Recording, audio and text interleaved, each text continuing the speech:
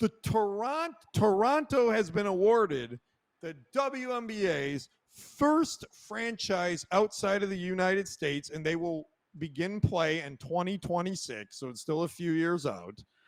Larry Tannenbaum has led the group that will be paying, and this is what I mentioned on our previous show, Jimmy, $115 million for the team. That's a slight less than the $4 billion that an NBA franchise costs, but still. And that also includes the cost to build the practice facility.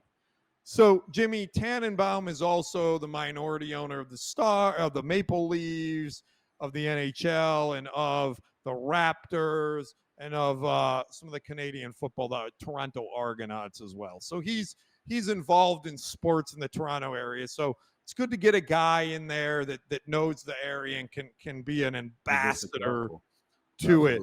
So Jimmy, the reason why I brought this up is because you were drafted by the Toronto Raptors. Yes. And I want to ask you, from personal experience, having played and lived there, was Toronto the right choice for WNBA's first international team?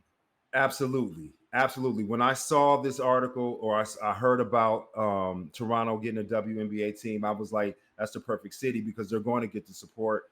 The ownership group has a hand in 3-4 other different professional teams.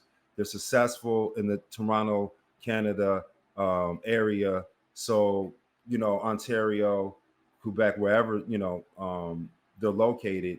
Well, really, yeah, in Ontario, in the Toronto area. So it is I think that, they always do their due diligence, and usually they get it right. But I 100% know that they got it right this time, because the sporting world, the underworld in Toronto, is very big.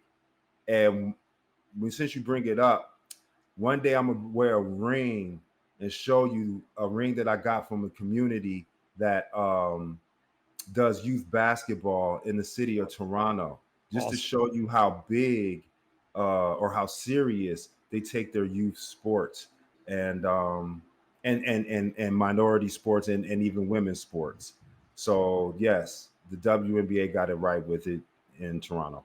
Well, give me that low key prop for the people of Toronto. That is awesome to hear. Look, I'm a Buffalo guy.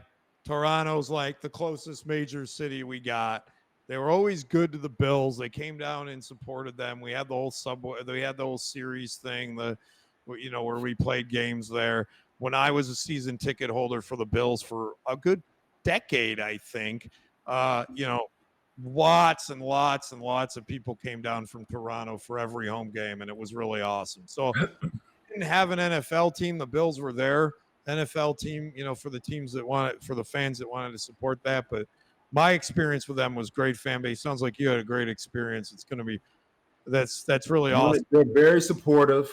I'm excited. They're knowledgeable of the game, like other great sports cities like Philly, Detroit, Dallas. They know the game.